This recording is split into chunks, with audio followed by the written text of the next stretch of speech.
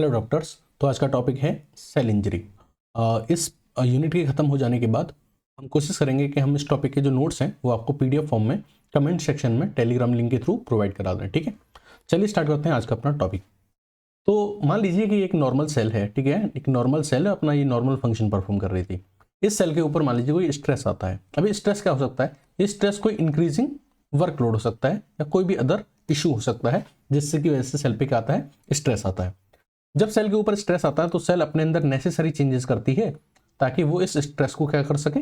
Overcome कर सके। लेकिन सपोज करिए कि ये स्ट्रेस इतना ज़्यादा था कि सेल इसको अडेप्ट नहीं कर पाई। सेल एडेप्टेशन लाने में क्या हो गई? फेल हो गई। ठीक है, तो जब सेल एडेप्टेशन नहीं ला पाएगी और स्ट्रेस बढ़ता चला जाएगा तो अल्टीमेटली सेल के अंदर क्या होगी? इंजरी हो जाएगी। क्या हो जाएगी? सेल के अंदर इंजरी हो जाएगी। तो एक तो ये तरीका है सेल इंजरी का। ठीक है, एक तो ये मेथड है सेल इंजरी का। दूसरा क्या होता है, जैसे कि मान लीजिए आपकी कोई नॉर्मल सेल थी और इस सेल को एक्सपोज कर दिया जाता है किसी भी इंजूरियस स्टिमुलस से। यानी कि मान लीजिए कोई सेल थी और या कोई पार्ट था बॉडी का, उसमें आपने अपने फिजिकल इंजरी दे दी, माने मुक्का मार दिया आपने बहुत तेजी से। ठीक है, या फिर आप मान लीजिए आपका एक्सीडेंट हो गया, आप घिसते हुए चले गए, तो वो क्या है? एक तरह की फिजिकल इंजरी है। ठीक है, या फिर आपने कोई केमिकल इंजरी दे दी, मान लीजिए आपका हाथ पैर पे मान लीजिए कोई एसिड गिर गया, तो वो सेल्स थी उनके ऊपर कैसा अटैक हुआ है? That is chemical injurious stimulus. Okay, या फिर ऐसा तो है थर्मल हो सकता है, आप किसी चीज़ से जल जाए, या फिर इस्केमिक हो सकता है, यानी कि आपकी बॉडी का जो ऑर्गन है या टिश्यू है उसको अगर ब्लड सप्लाई रिड्यूस हो जाती है तो वो भी क्या है? एक तरह का इंजूरियस स्टिमुलस है। तो यहाँ पता है डिफरेंस क्या है? इस वाले केस में, इस दूसरे वाले केस में क्या हो रहा है कि सेल को एडेप्टेशन का चांस ही नहीं मिल रहा है। कोई नॉर्मल सेल थी, उसको ऐसी इंजूरियस स्टिमुलस दे दी जिससे वो उसके अंदर डायरेक्ट क्या हो गई? इंजरी हो गई। यानी अगर ऐसा भी हो सकता है कि सेल को चांस ही ना मिले, सेल को इस चीज का चांस ही ना मिले कि वो अपने अंदर क्या कर सके? एडेप्टेशन ला सके। तो इससे भी क्या होती है? ये डायरेक्ट कॉज है, डायरेक्ट मेथड है सेल इंजरी का। तो इससे क्या होगा? सेल में इंजरी हो जाएगी। ठीक है, अब सेल में इंजरी, सेल की जो इंजरी होती है वो दो तरह की होती है। एक होती है रिवर्सिबल सेल इंजरी और एक होती है इरिवर्सिबल सेल इंजरी। देखो, अगर जो आपकी इंजरी है वो मॉडरेट है मतलब बहुत ज्यादा सीवियर नहीं है। अब ऐसे कैसे पता चलेगा कि मॉडरेट है या सीवियर है? तो उसके कुछ मार्कर होते हैं। तो रिवर्सिबल सेल इंजरी के मार्कर हैं कि आपको सेल में क्या दिखेगा? सेल के अंदर स्वेलिंग दिखेगी। क्या दिखेगी? सेल के अंदर स्वेलिंग दिखेगी। ये क्या है? मार्कर। ठीक है, मार्कर। सेल में स्वेलिंग दिखेगी और फैटी चेंजेस नजर आएंगे। क्या आएंगे? फैटी चेंजेस नजर आएंगे। स्वेलिंग क्यों होती है, फैटी चेंजेस क्यों आते हैं, इसका मैकेनिज्म है जैसे जब हम रिवर्सिबल सेल इंजरी पढ़ाएंगे तब डिटेल में बताएंगे। अभी मैं आपको बता रहा हूँ सेल इंजरी के टाइप की। सेल इंजरी दो तरह की होती है, रिवर्सिबल और इरिवर्सिबल। जब इंजरी मॉडरेट हो, मतलब सीवियर ना हो, मॉडरेट हो, और मॉडरेट है ये कैसे पता करेंगे? मार्कर की हेल्प से। मार्कर क्या है कि सेल के अंदर स्वेलिंग आ रही है, फैटी चेंजेस आ रहे हैं, इससे पता चलेगा कि कैसी है? Moderate cell injury. और टेम्परेरी है। टेम्परेरी कहने का मतलब ये है कि जब आप उस स्ट्रेस को रिमूव करोगे या जब उस स्टिमुलस को रिमूव करोगे तो सेल क्या कर लेगी? वापस अपनी नॉर्मल स्टेट को क्या कर लेगी? ऑब्टेन कर लेगी।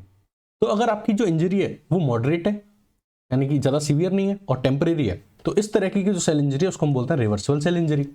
लेकिन अगर आपकी इंजरी जो है, अगर आपकी इंजरी कैसी है? सीवियर है और परसिस्टेंट है। परसिस्टेंट मतलब कंटिन्यू हो रही है, वापस नॉर्मल स्टेट में नहीं जा सकते आप। तो अगर आपकी इंजरी सीवियर है और परसिस्टेंट है, यानी जो आपकी स्टिमुलस आप जो दे रहे थे इंजूरियस स्टिमुलस के लिए वो आप कंटिन्यू देते जा रहे हैं और सेल के अंदर इंजरी होती जा रही है, और सेल अब उस स्टेज में नहीं है कि अगर आप इस स्टिमुलस को हटाओगे तो सेल वापस अपनी नॉर्मल स्टेट में चली जाएगी। अब सेल अपनी नॉर्मल स्टेट में नहीं जा सकती इवन अगर आप स्टिमुलस हटा दें। तो इसको हम बोलते हैं इरिवर्सिबल सेल इंजरी। कब कहेंगे कि जो इंजरी है वो इरिवर्सिबल है? तो उसके लिए भी कोई मार्कर होने चाहिए, कुछ डिफाइनिंग फीचर्स होने चाहिए। तो अगर सीवियर मेम्ब्रेन डैमेज हो जाता है, आपको पता है कि कोई भी सेल है उसमें मेन तीन पार्ट्स होते हैं। एक बाहर जो आउटर मेम्ब्रेन है, अंदर साइटोप्लाज्म है, और फिर क्या है? एक न्यूक्लियस है। तो ये तीन मेन कंपोनेंट होते हैं सेल के। अगर इनके अंदर डैमेज आ जाता है तो हम कहते हैं कि जो इंजरी है वो कैसी है? इरिवर्सिबल सेल इंजरी है। तो अगर मान लीजिए आपकी मेम्ब्रेन सीवियरली डैमेज हो जाती है या आपकी साइटोप्लाज्म में जो माइटोकॉन्ड्रिया है उनके अंदर डैमेज हो जाता है, तो हम कहते हैं कि जो इंजरी है वो इरिवर्सिबल सेल इंजरी है।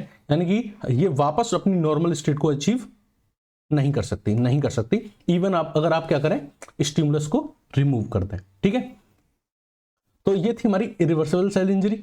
अब इरिवर्सिबल सेल इंजरी का जो एंड रिजल्ट होता है वो क्या होता है? अब इंजरी तो होती जा रही है, परसिस्टेंट है, कंटिन्यू है, तो इस इरिवर्सिबल सेल इंजरी का जो एंड रिजल्ट होता है वो ये होता है कि सेल के अंदर क्या होती है, डेथ हो जाती है, यानी सेल डेथ होती है। और सेल डेथ होने के भी दो तरीके हैं, नेक्रोसिस और एपोप्टोसिस, जिसको हम नेक्स्ट लेक्चर में पढ़ेंगे, मतलब कमिंग लेक्चर्स में पढ़ेंगे। बात समझ में आ गई? तो मैंने आपको कभी क्या समझाया, मैंने आपको बताया कि सेल इंजरी क्या होती है कि सेल के ऊपर अगर कोई स्ट्रेस आता है और स्ट्रेस इतना ज़्यादा होता है कि सेल उसको अडेप्ट करने में फेल हो जाए तो क्या होती है, सेल इंजरी होती है। और सेल इंजरी का एक और रीज़न ये हो सकता है कि सेल को अगर आप क्या करें, इंजूरियस स्टिमुलस से डायरेक्ट एक्सपोज कर दें और उसको अडेप्टेशन का चांस भी ना दें, तो भी क्या होता है, सेल इंजरी हो सकती है। ठीक है, अब देखो हमें पढ़ना क्या क्या है, बेसिकली इस लेक्चर में क्या पढ़ना है, सेल इंजरी क्या होती है ये मैंने आपको बता दिया। एक तो हमें ये कॉज पढ़ने हैं कि किस किस कारण से सेल इंजरी हो सकती है। ठीक है, पहला तो ये पढ़ना है डिटेल में। ठीक है, दूसरा इस लेक्चर में मैं आपको पढ़ाऊंगा कि जब सेल इंजरी होती है तो सेल के अंदर होता क्या है, इनसाइड क्या होता है, उस सेल के अंदर क्या क्या चेंजेस आते हैं, उस सेल के इनसाइड क्या क्या चेंजेस आते हैं, या उस सेल में जब इंजरी होती है तो सेल के अंदर क्या क्या चेंजेस आते हैं। ठीक है, उनको मॉर्फोलॉजिकल अल्टरेशंस जो होते हैं उसके अंदर क्या बोलते हैं, टर्म क्या यूज करेंगे, मॉर्फोलॉजिकल अल्टरेशंस क्या होते हैं उसके, उसको हम डिटेल में डिस्कस करेंगे। ठीक है, चलिए तो बेसिकली हमें पढ़ना क्या क्या है कि एक तो कॉज ऑफ सेल इंजरी पढ़ना है, जो सेल इंजरी हो रही है इसके क्या क्या कारण हो सकते हैं। दूसरा, जब सेल इंजरी होती है तो सेल के अंदर ऐसे क्या चेंजेस आते हैं, इंजरी होने से क्या सेल के अंदर चेंजेस आ रहे हैं। ठीक है, मॉर्फोलॉजिकल अल्टरेशन हमें पढ़नी है सेल इंजरी की। ठीक है, उसके बाद कमिंग लेक्चर्स में हम पढ़ेंगे, नेक्स्ट लेक्चर्स में, कि सेल इंजरी के जो टाइप्स हैं, जैसे रिवर्सिबल सेल इंजरी और इरिवर्सिबल सेल इंजरी, इनके बारे में डिटेल में पढ़ेंगे और इनके पीछे का जो मैकेनिज्म है कि सेल के अंदर, मैंने बता दिया सेल के अंदर स्वेलिंग आती है, सेल के अंदर स्वेलिंग आती है, या फिर मैंने बताया था फैटी चेंजेस आते हैं, तो ये मैकेनिज्म पढ़ेंगे कि कैसे स्वेलिंग आती है, कैसे फैटी चेंजेस आते हैं। फिर हम इरिवर्सिबल सेल इंजरी पढ़ाएंगे और उसके मैकेनिज्म को पढ़ाएंगे, और उस मैकेनिज्म में हम बताएंगे कि जो मेम्ब्रेन थी वो कैसे डैमेज हो रही थी, या माइटोकॉन्ड्रिया कैसे डैमेज हो रहे थे, वो सब कुछ पढ़ाएंगे। ठीक है, उसके बाद सेल डेथ के बारे में भी पढ़ाएंगे, इसके मैकेनिज्म पढ़ाएंगे, नेक्रोसिस एंड एपोप्टोसिस। ठीक है, तो आज वाले लेक्चर में हम ये दो टॉपिक अब डिटेल में डिस्कस करने जा रहे हैं, cause of cell injury and morphological alterations in cell injury. तो कॉज ऑफ सेल इंजरी के बारे में डिटेल में बात करें उससे पहले मैं बता दूं कि कॉज ऑफ सेल इंजरी बहुत सारे हो सकते हैं, फिजिकल, केमिकल, इस्केमिक, इलेक्ट्रिकल, बहुत सारे हो सकते हैं, लेकिन जो सबसे ज़्यादा होता है, जो सबसे ज़्यादा बॉडी में पाया जाता है, जो मोस्ट अकरिंग, मोस्ट कॉमन है, वो है, most common cause of cell injury है हाइपोक्सिया। हाइपोक्सिया मतलब डिक्रीज्ड ऑक्सीजन सप्लाई। अगर किसी भी सेल, टिश्यू या फिर ऑर्गन के अंदर अगर आप क्या कर रहे हैं, ऑक्सीजन की सप्लाई रिड्यूस कर रहे हैं, तो क्या होने लगेगा, उस टिश्यू या ऑर्गन की जो सेल्स होंगी उनके अंदर क्या होने लगेगी, इंजरी होने लगेगी। तो most common cause of cell injury क्या है, हाइपोक्सिया है। अब हाइपोक्सिया भी क्यों होता है, ऐसा क्यों हो रहा है कि ऑक्सीजन कम है किसी भी टिश्यू या ऑर्गन या सेल के पास, तो उसका रीजन ये है, आपको पता है ऑक्सीजन को प्रोवाइड कौन कराता है, ऑक्सीजन को सेल तक पहुंचाता कौन है, ठीक है, तो वो है ब्लड की हेल्प से। किसकी हेल्प से, ब्लड की हेल्प से। तो अगर किसी ब्लड ही है जो खाना, फूड, वाटर, मिनरल्स, ऑक्सीजन, सारी गैसेस जो पहुंचा रहा है, ये कौन है, किसका फंक्शन है, ब्लड का, सर्कुलेटरी सिस्टम का। तो अगर किसी भी ऑर्गन में ब्लड सप्लाई ही रिड्यूस हो रही है, तो ब्लड सप्लाई का रिड्यूस होना क्या कर देगा, ऑक्सीजन की सप्लाई, ब्लड सप्लाई अगर कम हो रही है तो जाहिर सी बात है वहां पे ऑक्सीजन कम पहुंच रही होगी, तो ब्लड सप्लाई रिड्यूस होना ये कहलाता है इस्कीमिया। क्या कहलाता है, इस्कीमिया। तो इस्कीमिया की वजह से जनरली क्या देखा जाता है, हाइपोक्सिया देखा जाता है। तो what I told you, most common cause of injury होने का सबसे मेन रीजन क्या है, हाइपोक्सिया, रिड्यूस्ड ऑक्सीजन सप्लाई। और ऑक्सीजन सप्लाई रिड्यूस होने का जो मेन कारण है वो क्या है, जनरली हमने देखा कि ब्लड सप्लाई रिड्यूस हो रही है, क्योंकि कैरी करके ऑक्सीजन को कौन ले जा रहा है, हर सेल तक, टिश्यू तक, ऑर्गन तक, ब्लड। ठीक है, अच्छा, हम अगर जाने कि वो कौन सी सेल्स हैं जो हाइपोक्सिया से सबसे ज्यादा सेंसिटिव है, मतलब किनको ऑक्सीजन जल्दी मतलब नहीं मिले तो वो तुरंत उनके अंदर इंजरी हो जाती है, मतलब वो कौन सी सेल्स हैं जिनके अंदर ऑक्सीजन की थोड़ी भी अगर कमी हुई तो वो बहुत ज्यादा सेंसिटिव है, उनके अंदर तुरंत इंजरी हो जाएगी। तो वो मोस्ट सेंसिटिव जो सेल हैं वो है ब्रेन के अंदर न्यूरॉन्स। ठीक है, न्यूरॉन्स जो होती हैं उनको अगर 3 to 5 मिनट्स तक अगर ऑक्सीजन की सप्लाई नहीं पहुंचती तो वो डैमेज होना स्टार्ट हो जाती हैं। ठीक है, अच्छा,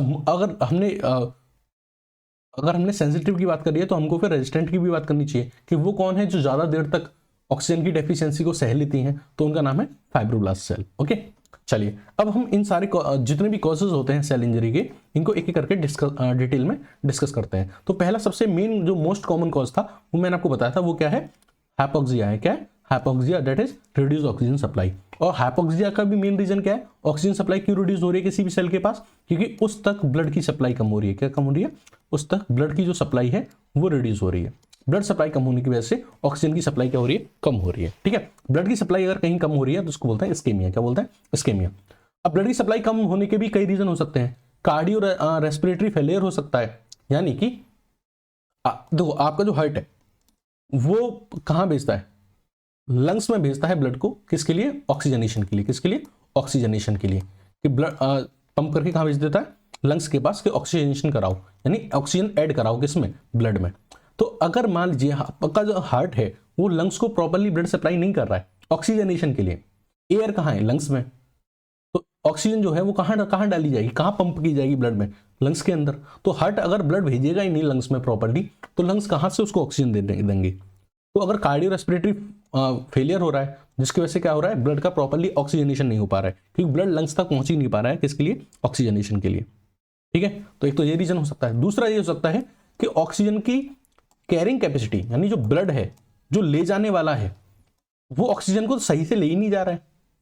ब्लड की रेस्पॉन्सिबिलिटी है कि वो अच्छे से ऑक्सीजन को कैरी करके ले जाए, लेकिन ब्लड ही ऑक्सीजन नहीं लेके जा रहा है सही अमाउंट में, तो ये दिक्कत हो सकती है। अब ब्लड के अंदर क्या दिक्कत हो सकती है, ब्लड के अंदर आपको पता है एक सेल्स होती है जिनको हम बोलते हैं आरबीसी सेल्स। क्या बोलते हैं, आरबीसी, रेड ब्लड सेल्स। ठीक है, आरबीसी। अब जो आरबीसी के अंदर एक हीमोग्लोबिन होता है, क्या होता है, हीमोग्लोबिन होता है, कॉन्जुगेटेड प्रोटीन होती है हीमोग्लोबिन, इसका काम होता है। तो अगर मान लीजिए किसी के अंदर किसी भी ऑर्गेनिज्म के ब्लड के अंदर अगर रेड ब्लड सेल्स कम है या फिर रेड ब्लड सेल्स में हीमोग्लोबिन कम है, यानी कि हम कहेंगे पर्सन जो एनीमिक है, क्या है, एनीमिक है, जिसके अंदर एनीमिया है, तो उसके अंदर क्या होगा, ऑक्सीजन कैरिंग कैपेसिटी जो होगी वो क्या होगी, कम होगी, यानी वो कम ऑक्सीजन कैरी करके ले जा पाता होगा ऑर्गन्स तक। ठीक है, या फिर किसी भी पर्सन के अंदर अगर कार्बन मोनोऑक्साइड की पॉइजनिंग है, तो भी उस ऑर्गेनिज्म के अंदर जो कैपेसिटी है ऑक्सीजन सप्लाई करने की वो कम होगी, क्योंकि जिसके अंदर कार्बन मोनोऑक्साइड की पॉइजनिंग हो जाती है, ये कार्बन मोनोऑक्साइड जो होती है ये इस हीमोग्लोबिन के साथ रिएक्ट करके कार्बोक्सी हीमोग्लोबिन बना लेती है। क्या बना लेती है, कार्बोक्सी हीमोग्लोबिन बना लेती है, जो ऑक्सीजन की सप्लाई को इनहिबिट करता है। क्या करता है, ऑक्सीजन की सप्लाई को इनहिबिट करता है। तो रिड्यूस ब्लड सप्लाई के क्या रीजन हो गए, कार्डियो रेस्पिरेटरी फेलियर हो गया, या फिर वो ऑर्गेनिज्म जिसको एनीमिया है या कार्बन मोनोऑक्साइड की पॉइजनिंग है, या जो भी रीजन है जिसकी वजह से ब्लड की ऑक्सीजन कैरिंग कैपेसिटी क्या हो रही है, रिड्यूस हो रही है। ठीक है, चलो अगर हम हाइपोक्सिया की स्टेट देखें तो ऑक्सीजन की जो सप्लाई है या ऑक्सीजन की जो रिक्वायरमेंट है वो धीरे धीरे मान लो रिड्यूस हो रही है। तो पहले सेल नॉर्मल स्टेट में थी, इसको प्रॉपर ऑक्सीजन मिल रही थी, फिर स्मॉल अमाउंट में क्या हुआ, ऑक्सीजन की जो सप्लाई थी वो कम हुई। अब ऑक्सीजन की जैसी सप्लाई कम होगी तो सेल क्या होगी, अपने अंदर कुछ एडेप्टेशंस लाएगी ताकि वो उस डिक्रीज्ड ऑक्सीजन सप्लाई को क्या कर सके, ओवरकम कर सके। इसके लिए क्या करेगी, जो टिश्यू या सेल होंगे उनके अंदर एट्रोफी होगी। एट्रोफी मतलब वो क्या करेंगे, अपना साइज और नंबर क्या करेंगे, डिक्रीज करेंगे, ताकि वो कम ऑक्सीजन से भी काम चला सकें। लेकिन मान लीजिए कि ऑक्सीजन की जो सप्लाई है वो कंटिन्यूसली डिक्रीज हो रही है, वो मतलब ऑक्सीजन की सप्लाई वापस पूरी नहीं हो रही है, ऑक्सीजन रिड्यूस होती जा रही है, तो अगर ये कंटिन्यूस चलता रहेगा तो फिर सेल के अंदर इंजरी होगी, और इंजरी होगी तो फिर वो इंजरी अल्टीमेटली किसमें कंटिन्यू हो जाएगी, सेल डेथ में कंटिन्यू हो जाएगी। तो एक तो रीजन हमने ये बताया hypoxia, reduced of oxygen supply, इसकी वजह से सेल डेथ हो रही है।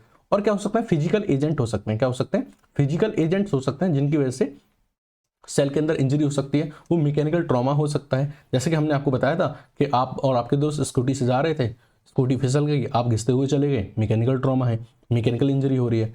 एक्सट्रीम ऑफ टेम्परेचर, ऐसा हो सकता है कि ठंड हो रही है बहुत ज़्यादा और आपके दोस्त ने फ्रिज में से बिल्कुल आइस निकाल के या आइस वाटर निकाल के आपके ऊपर डाल दिया, या फिर मान लीजिए उबलता हुआ पानी आपके ऊपर डाल दिया, तो वो एक्सट्रीम, उसकी वजह से सेल डैमेज हो सकती है। Sudden change in atmospheric pressure, atmospheric pressure में अगर सडन चेंज आता है तो आपने कुछ देखा होगा, कुछ लोगों की बॉडी से ब्लीडिंग स्टार्ट हो जाती है, नाक और कान से खून आने लग जाते हैं, उसकी वजह से सेल डेथ हो सकती है। Sudden change in pressure, radiations की वजह से हो सकता है, एक्स रेज, अल्ट्रावायलेट रेज, ठीक है, और जो रेडिएशंस है उनकी वजह से सेल्स आपकी डैमेज हो सकती हैं, सेल इंजरी हो सकती है। इलेक्ट्रिकल शॉक की वजह से सेल इंजरी हो सकती है, आपने हाथ डाल दिया जो भी सॉकेट्स होते हैं उनमें, तो सेल इंजरी होती है, डेथ होती है। ठीक है, अब इन्फेक्शियस एजेंट यानी बैक्टीरिया, वायरस, फंजाई, प्रोटोजोन्स, ये भी क्या कर सकते हैं, सेल को इन्फेक्ट कर सकते हैं, और ये सेल को इन्फेक्ट करते हैं तो उसकी वजह से क्या होती है, सेल के अंदर इंजरीज होती हैं। ठीक है, नेक्स्ट अगर हम बात करें कुछ केमिकल एजेंट्स हो या ड्रग्स होती हैं जो क्या करती हैं, सेल इंजरी कॉज करती हैं।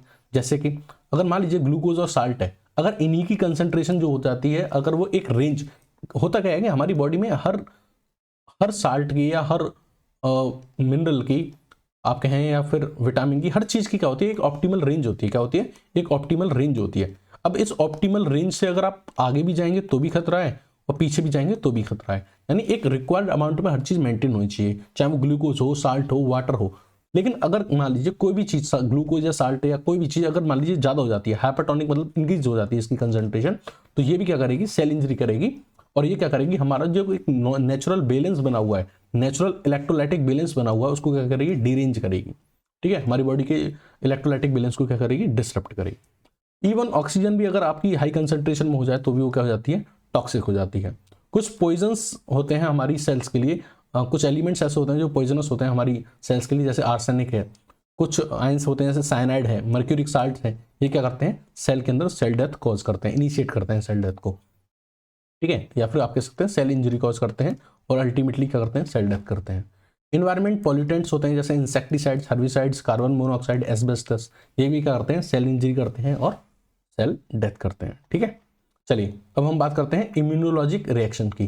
देखो होता क्या है कि हमारी बॉडी की के अंदर जो एंटीबॉडीज है और एंटीजेंस है, ठीक है, एंटीजेंस और एंटीबॉडीज है। ठीक है, अब होता क्या है कि हमारी बॉडी जो होती है वो हमारे जो खुद के एंटीजेंस होते हैं, देखो एंटीजन दो तरह के होते हैं, एक सेल्फ है और एक जो आउटसाइड बाहर से आया है, एक बाहर से आया है। तो हमारी बॉडी में जो एंटीबॉडीज होती हैं वो इस आउटसाइड वाले एंटीजन को किल करती हैं। नेचुरली ऐसा होता है कि वो सेल्फ एंटीजन को कुछ नहीं कहती, सेल्फ एंटीजन को कुछ नहीं कहती। बट अगर मान लीजिए कोई भी डिसीज हो जाए जिसमें आपकी जो एंटीबॉडीज हैं वो आपके खुद के एंटीजन के खिलाफ ही बनने लगे, ठीक है, जैसे कि मान लीजिए आपका ब्लड ग्रुप ए है और मान लीजिए आपके अंदर एंटी ए बनने लग जाए, तो आपकी जितनी भी आरबीसी होंगी सब क्लम्प कर जाएंगी।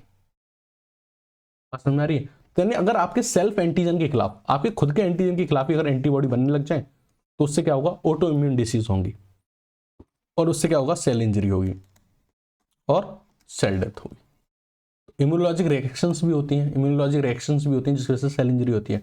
जेनेटिक डीअरेंजमेंट भी होते हैं, जैसे एक डिसीज है सिकल सेल एनीमिया, जिसमें आरबीसी पहले अपनी शेप चेंज करती है, बाइकॉनकेव से कैसी हो जाती है, सिकल शेप हो जाती है। कैसी हो जाती है, सिकल शेप हो जाती है। ठीक है, और अल्टीमेटली क्या होती है, सेल डेथ हो जाती है। अब इसका रीजन क्या है, जेनेटिक डीअरेंजमेंट, जेनेटिक डिसऑर्डर।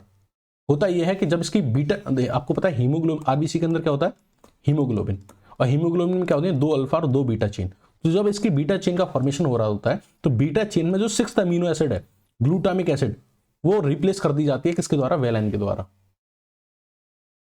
तो इस जेनेटिक डीअरेंजमेंट की वजह से क्या हो जाती है, आरबीसी सिकल सेल की हो जाती है और सेल डेथ होने लगती है। तो जेनेटिक डीअरेंजमेंट की वजह से भी सेल इंजरी और सेल डेथ होती है। अब ऐसा क्या होता है जेनेटिक डिफेक्ट में, सेल इंजरी हो जाती है। जेनेटिक डिफेक्ट होने से ये जो जीन्स थे वो जो प्रोटीन बना रहे थे या एंजाइम्स बना रहे थे, उनकी डेफिशिएंसी हो जाती है, या तो एंजाइम बनता ही नहीं है या फिर डेफिशिएंट बनता है, कम अमाउंट में बनता है।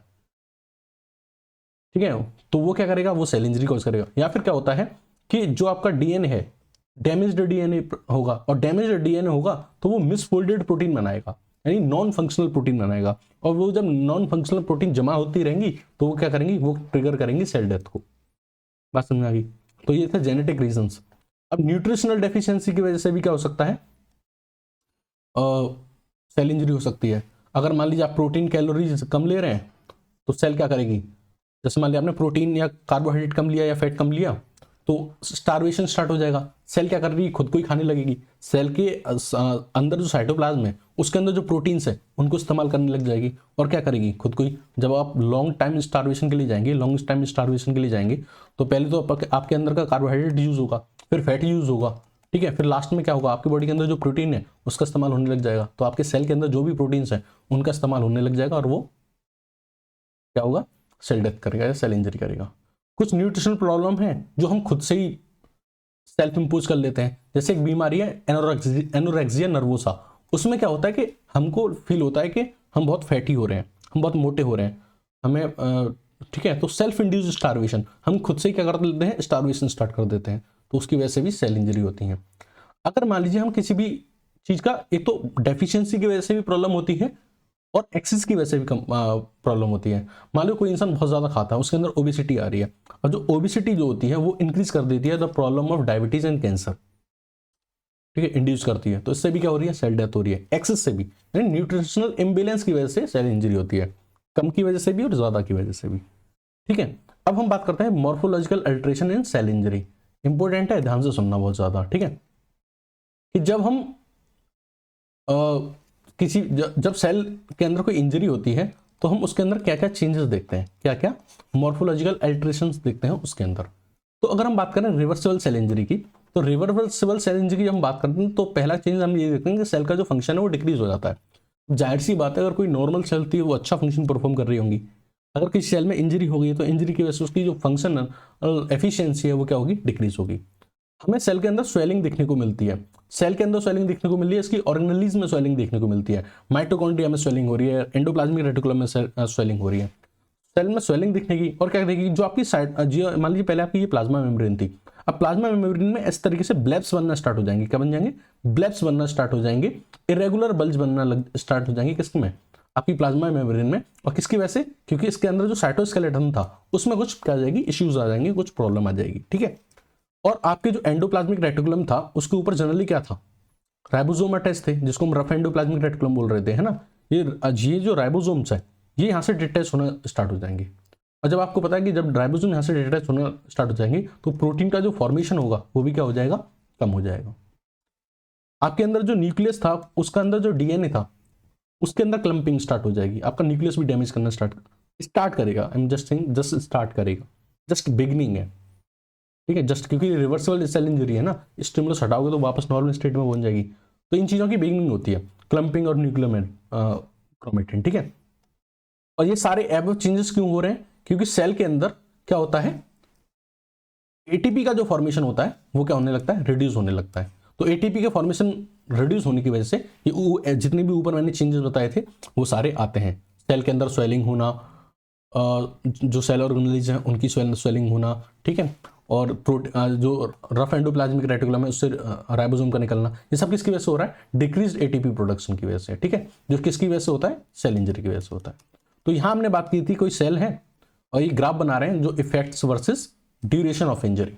तो यहां मान लीजिए ये क्या है, सेल इंजरी है, ये रिवर्सिबल सेल इंजरी, ये वाला पार्ट क्या है, रिवर्सिबल सेल इंजरी। तो रिवर्सिबल सेल इंजरी में मैंने यहाँ पे, ये एक्चुअली रॉबिन्स जो बुक है वहां से ये ग्राफ है जिसको मैं एक्सप्लेन कर रहा हूँ।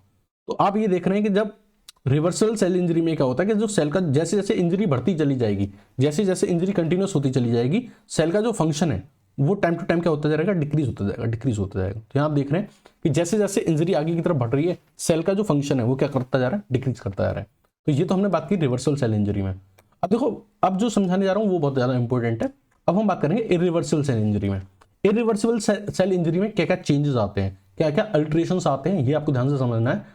इरिवर्सिबल सेल इंजरी में क्या क्या चेंजेस आते हैं सेल के अंदर। तो पहला चेंज जो होता है वो होता है बायोलॉजिकल चेंज। क्या होता है, बायोलॉजिकल चेंज, बायोलॉजिकल चेंज, ठीक है, जो धीरे धीरे इंक्रीज होता जाता है। बायोलॉजिकल चेंज स्टार्ट कहां से होते हैं, देखो इधर देखो, ये बात इंपॉर्टेंट है। बायोलॉजिकल चेंज स्टार्ट कहां से होता है, रिवर्सिबल सेल इंजरी से स्टार्ट हो जाते हैं, बट उस टाइम पे बहुत कम होते हैं, बहुत कम होते हैं। लेकिन जब स्टेज क्रॉस करती है, जब ये इरिवर्सिबल सेल इंजरी जब ये रिवर्सिबल सेल इंजरी इरिवर्सिबल में कन्वर्ट होती है, तब ये चेंजेस क्या करते हैं, बहुत ज्यादा हाईली क्या करते हैं, ग्रो करते हैं।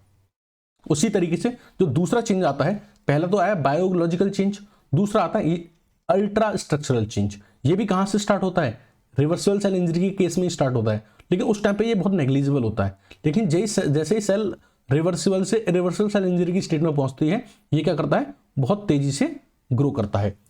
ये चेंजेस क्या होते हैं मैं इनको अभी डिटेल में एक्सप्लेन करूंगा। तीसरा जो चेंज आता है वो होता है लाइट माइक्रोस्कोपिक चेंज। ये लाइट माइक्रोस्कोपिक चेंज होता है, ये कब फील होता है, जब सेल इरिवर्सिबल सेल इंजरी की स्टेट में होती है, ठीक है। इसलिए ये ग्राफ यहां से स्टार्ट हो रहा है। और जो चौथा चेंज आता है वो होता है ग्रॉस मॉर्फोलॉजिकल चेंज। वो भी आपको कब दिखेगा, इरिवर्सिबल सेल इंजरी के केस में ही दिखेगा, वहीं स्टार्ट होता है और फिर क्या होता है, तेजी से ग्रो करता है। और ये अपनी मैक्स स्टेज पे तब पहुंच जाते हैं, जब ये अपनी मैक्स स्टेज पर पहुंच जाते हैं तो क्या हो जाती है, सेल के अंदर सेल डेथ हो जाती है। तो मैंने आपको यहाँ क्या बताया था, जो आपको ध्यान रखने की चीज है, मैंने आपको यहाँ ये बताया था कि जब इरिवर्सिबल सेल इंजरी होती है, क्या होती है, इरिवर्सिबल सेल इंजरी होती है, तो चार चेंजेस हो रहे हैं। बायोलॉजिकल चेंज, दूसरा है अल्ट्रा स्ट्रक्चरल चेंज, तीसरा है लाइट माइक्रोस्कोपिक चेंज, और चौथा है ग्रॉस मॉर्फोलॉजिकल चेंज। ठीक है, देखो ये वाले जो चेंजेस थे ये रिवर्सिबल सेल इंजरी में ही स्टार्ट हो गए थे, बट उस टाइम पे बहुत नेग्लिजिबल थे। जैसे इरिवर्सिबल सेल इंजरी आई ये बहुत तेजी से ग्रो करी है। ठीक है, और जो ये लाइट माइक्रोस्कोपिक और ग्रॉस मॉर्फोलॉजिकल चेंजेस हैं ये कब स्टार्ट हुए? ये इरिवर्सिबल सेल इंजरी में स्टार्ट हुए थे और वहीं क्या किए, ग्रो किए। ठीक है, चलिए अब ये चेंजेस क्या होते हैं और इनमें क्या क्या ऑब्जर्व होता है उसको हम डिटेल में समझेंगे। सबसे पहले बात करते हैं बायोकेमिकल अल्टरेशन के बारे में या बायोकेमिकल चेंजेस के बारे में। बायोकेमिकल चेंजेस में क्या होता है कि जो आपका जो साइटोप्लाज्म है उसके अंदर का जो पीएच होता है वो कंटिन्यूसली डिक्रीज करने लग जाता है। यानी जब आपकी इरिवर्सिबल सेल इंजरी हो रही है तो उसका जो पहला आप देखेंगे सबसे पहले उसमें दिखता है बायोकेमिकल अल्टरेशंस। उसमें क्या होता है कि जो साइटोप्लाज्म होता है उसका जो पीएच होता है वो कंटिन्यूसली डिक्रीज करने लगता है, जिसकी वजह से जो एंजाइम्स होते हैं वो क्या होते हैं, जो हार्मफुल एंजाइम्स होते हैं वो एक्टिवेट हो जाते हैं और वो सेल के अंदर इंजरी करना स्टार्ट कर देते हैं। दूसरा जो चेंज आता है वो है अल्ट्रास्ट्रक्चरल चेंज। अल्ट्रास्ट्रक्चरल चेंज में क्या होता है, अल्ट्रास्ट्रक्चरल चेंजेस वो चेंजेस होते हैं जो आप सिर्फ इलेक्ट्रॉन माइक्रोस्कोप से ही क्या कर सकते हैं, ऑब्जर्व कर सकते हैं, उसे आप लाइट माइक्रोस्कोप से ऑब्जर्व नहीं कर सकते। यानी वो चेंजेस जो इलेक्ट्रॉन माइक्रोस्कोप से ऑब्जर्व किए जा सकते हैं वो अल्ट्रास्ट्रक्चरल चेंजेस कहलाते हैं। उसमें आपको क्या देखने को मिलेगा कि माइटोकॉन्ड्रिया के अंदर चेंजेस आ रहे हैं, उसके अंदर स्वेलिंग आ रही है और उसके अंदर कैल्शियम का डिपोजिशन हो रहा है। ये सारी चीजें आपको देखने को मिलेंगी। ठीक है, दूसरा आप देखेंगे कि प्लाज्मा मेम्ब्रेन में अल्ट्रेशंस आ रहे हैं, प्लाज्मा मेम्ब्रेन में फोल्डिंग्स बन रही हैं। ये सारे चेंजेस आपको देखने को मिलेंगे इलेक्ट्रॉन माइक्रोस्कोप से। आप देखेंगे कि लाइसोसोम में अल्ट्रेशंस आ रहे हैं, लाइसोसोम बस्ट कर रहे हैं। ठीक है, तो ये सब अल्ट्रास्ट्रक्चरल चेंजेस हैं जो आप इलेक्ट्रॉन माइक्रोस्कोप की हेल्प से देख सकते हैं। तीसरा जो चेंज है उसको हम बोलेंगे लाइट माइक्रोस्कोपिक चेंज। इसमें क्या होगा, वो चेंजेस होंगे जो लाइट माइक्रोस्कोप से देखे जा सकते हैं। ठीक है, ये थोड़े वो चेंजेस होंगे जैसे कि आपका जो पूरी सेल है या टिश्यू है उसमें आपको स्वेलिंग देखने को मिलेगी, सेल में आपको स्वेलिंग देखने को मिल रही है। ठीक है, न्यूक्लियस के अंदर आपको चेंजेस देखने को मिल रहे हैं। ठीक है, इन्फ्लेमेटरी रेस्पॉन्स आ रहा है सेल में। ठीक है, या फिर जो टिश्यू था उसकी जो स्टेनिंग थी वो चेंज हो रही है। ठीक है, ये सारी चीजें आप किससे ऑब्जर्व कर सकते हैं, लाइट माइक्रोस्कोप से चेंज कर ऑब्जर्व कर सकते हैं, इसलिए हम इनको बोलते हैं लाइट माइक्रोस्कोपिक चेंजेस। अच्छा, अब नेक्स्ट है ग्रॉस मॉर्फोलॉजिकल चेंजेस। तो ग्रॉस मॉर्फोलॉजिकल चेंजेस वो हैं जो आप नॉर्मल आई से भी एक तरह से देख सकते हैं। इसमें क्या है, डिसरप्शन ऑफ टिश्यू आर्किटेक्चर। जो टिश्यू था, जो ऑर्गन जिस टिश्यू से मिलकर बता, टिश्यू में डैमेज होना स्टार्ट हो गया है, टिश्यू का डिसकलरेशन हो रहा है, यानी जो ऑर्गन है आपका उसका कलर ही चेंज हो रहा है। तो ये तो आप आंखों से भी वैसे भी ऑब्जर्व कर सकते हैं, टिश्यू के अंदर डिस्कलरेशन हो रहा है। ठीक है, आप नॉर्मल माइक्रोस्कोप की हेल्प से भी इनको ऑब्जर्व कर सकते हैं। या फिर ऑर्गन का एनलार्जमेंट हो रहा है या फिर श्रिंकेज हो रही है, यानी ऑर्गन का या तो साइज इंक्रीज कर रहा है या फिर साइज डिक्रीज कर रहा है। तो ये सारी चीजें थी ग्रोथ मॉर्फोलॉजिकल चेंजेस में। तो हमने क्या बताया कि जब इरिवर्सिबल सेल इंजरी होती है तो सबसे पहले तो होता है बायोकेमिकल चेंजेस, जिसमें क्या होता है, इंट्रासाइटोप्लाज्म जो होता है उसका जो पीएच होता है वो डिक्रीज करता है। ठीक है, जिसकी वजह से हार्मफुल एंजाइम्स एक्टिवेट होते हैं और सेल की इंजरी होती है। दूसरा हमने आपको बताया था अल्ट्रास्ट्रक्चरल चेंजेस, वो जो इलेक्ट्रॉन माइक्रोस्कोप की हेल्प से देखे जा सकते हैं, जिसमें हम देखते हैं कि माइटोकॉन्ड्रिया डैमेज हो रहा है, लाइसोसोम डैमेज हो रहे हैं या फिर सेल मेम्ब्रेन डैमेज हो रही है। ठीक है, ये दोनों स्टार्ट तो हो जाते हैं रिवर्सल सेल इंजरी के केस में ही, बट उस टाइम पे बहुत नेग्लिजिबल होते हैं, कोई ज़्यादा हार्मफुल नहीं होते। बट जैसे रिवर्सल सेल इंजरी वाली स्टेज आती है ये बहुत हाईली ग्रो करते हैं और अल्टीमेटली सेल डेथ कर देते हैं। तीसरा हमने बताया था लाइट माइक्रोस्कोप वाला, जिसमें वो सारी चीज़ें हैं जो हम लाइट माइक्रोस्कोप से ऑब्जर्व कर सकते हैं। जैसे टिश्यू जो है उसकी स्टेनिंग देख रहे हैं, वो स्टेनिंग बदल गई है, उसकी सेल के अंदर स्वेलिंग हो गई है, सेल बड़ी हो गई है। ठीक है, इन्फ्लेमेटरी रेस्पॉन्सेज आ रहे हैं सेल या टिश्यू के अंदर। फोर्थ जो था वो था ग्रॉस मॉर्फोलॉजिकल चेंजेस। तो बड़े चेंजेस थे जो इजीली ऑब्जर्वेबल हैं, जैसे कि ऑर्गन बड़ा हो गया है, छोटा हो गया है, टिश्यू का जो कलर था या ऑर्गन का जो कलर था वो थोड़ा चेंज हो गया है, या फिर टिश्यू का जो शेप थी, जो आर्किटेक्चर था वो थोड़ा चेंज हो गया है। So this was all about the morphological alteration of cell injury. So इस पूरे टॉपिक में अगर आपको कोई डाउट रहा है तो आप प्लीज़ कमेंट सेक्शन में ड्रॉप करें। Thank you and have a nice day.